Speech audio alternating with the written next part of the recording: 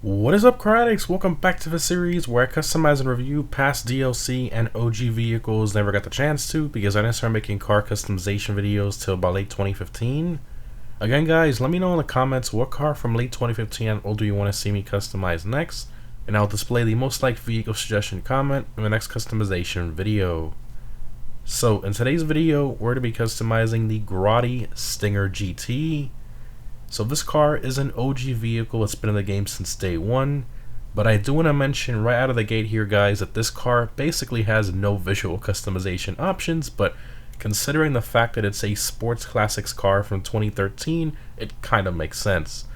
But anyways, it could be purchased from a Legendary Motorsport website for $875,000, and this of course is the mid-engined coupe version of the regular Stinger.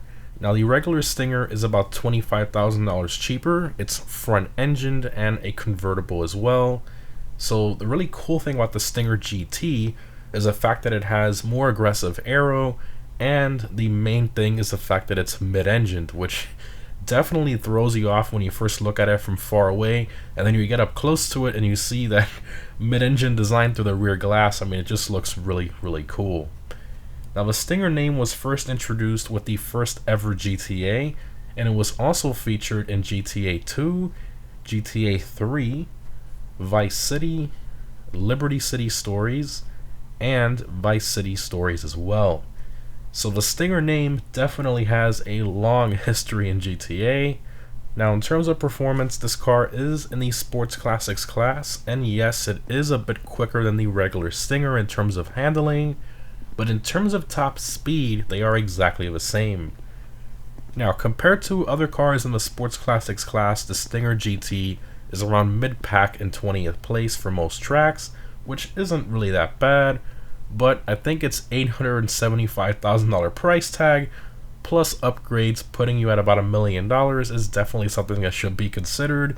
But then again, this car is something more you just keep in your garage to have because it looks nice. I mean, I've had mine for a very, very long time, and through the years I just kept moving it to newer and newer garages. But anyways, in terms of what the Stinger GT is based on, it's primarily based on the Ferrari 250 GTO, which is just an absolutely legendary Ferrari, and it also takes some inspiration from some other Italian cars from the 1960s era as well, but again, it's mainly based on that Ferrari.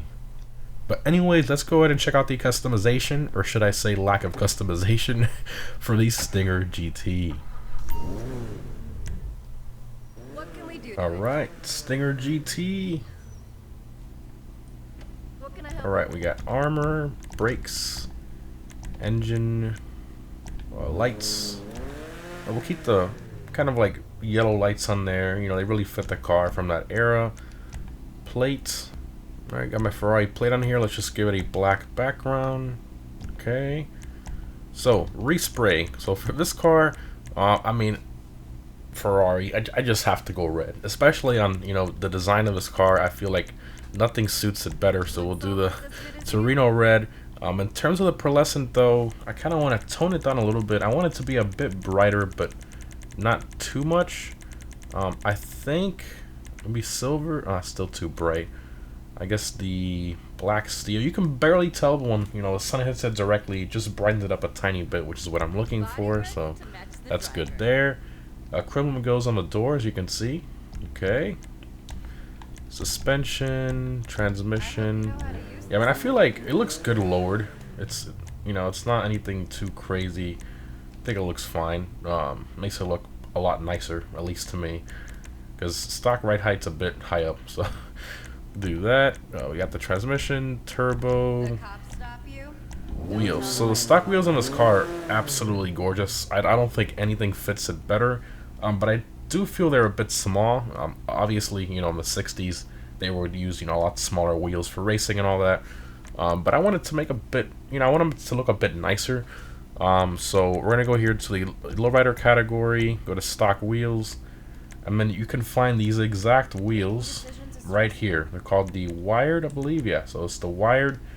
You can see they're pretty much exactly the same, or you can go the big worm as well, but the wired is the closer one. I do want it chrome though, so yeah, I think the chrome, actually That's a bit too bright, I think. Definitely. Yeah, we'll do these. The wired and the alloy. Okay. And wheel color, we're going to leave that as is. Some contrast there. Window tints. I mean, on a 60s car, I don't know. Plus, it also tints the back glass, which I don't like. You know what? We'll go light smoke just so it doesn't look, you know, full transparent.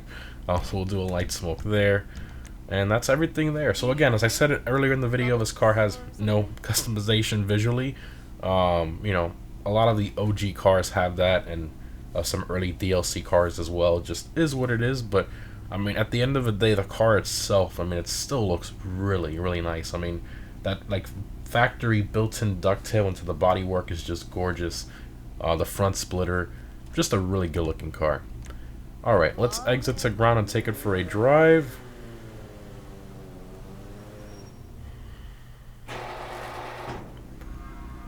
Alright, rev it up here. Oh yeah. Sounds really, really good too. Not bad at all. First person. Of course, you got the interior from like the Banshee, but instead of all the carbon fiber paneling, they did the wood paneling. So, you know, it looks a bit better in here.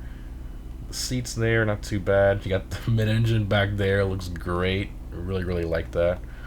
Only thing I'm not too fond of on this car, the skinny little rear tires. I wish they would have made them wider. But other than that, not too bad. Alright, let's floor it here. Sounds pretty good. Oh, yeah.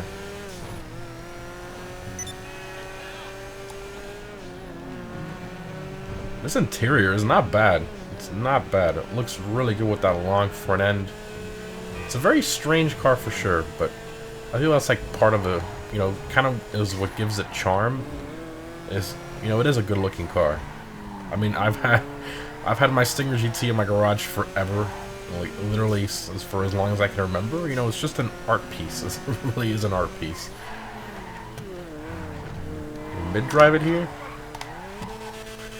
Oh yeah. Doesn't drive that bad.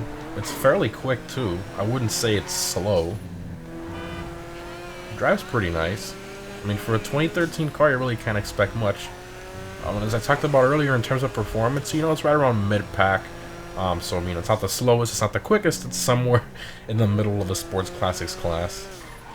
Alright, let's pull over here and open all the doors and stuff. Actually, let's pull over here. A little bit better lighting. Okay. Alright. Open everything up here. Good looking car, it really is. It is pretty expensive though. Alright, let's see. Alright. Interior there, and of course the coolest part is the way this back end opens. Oh my gosh.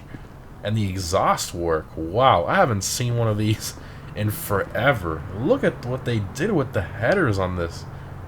I mean, it's gorgeous. That looks really, really good. That's really, really nice. Now, the engine model itself is pretty bad, you know. The valve covers, this doesn't look right. Yeah, no, the texture quality in this area is very, very poor. But I guess they put all the work into the exhaust, because the exhaust looks phenomenal. So just look at it from far away. Look at that. Look at how nice it looks from far away. It looks really, really good. Not bad at all. Alright, let's close that up. Well, let's see here how they did this. So from here you see they did like a body panel style thing. I guess that's to like cover the exhaust when it's closed. Interesting the way they did that there. Very cool. Alright, let's close that up. Alright. Not bad. I like it. I think it's a very, very cool car. It's different. It is very expensive though, you know, $875,000 for something that's not visually customizable is, you know, something you really got to think about. But then again, you know, this is inspired on a legendary Ferrari, mixed with some other Italian cars too. But again, it's a nice classic Ferrari. And I think, you know, if you kind of just look at it in that light, it's a very cool car for what it is. But again, $1 million, you know, it's a lot of money with upgrades. You know, you put once you start throwing all the upgrades in it, it's $1 million car. So I mean, I'd try to wait for a discount or something before you get one, or on the casino podium or prize ride. But I don't think it's worth paying full price for this car personally. Well, guys, I hope you enjoyed. Remember to let me know down below in the comments what car from late 2015 and older you want to see me customize next. Thanks for watching, guys, and I'll see you in the next one.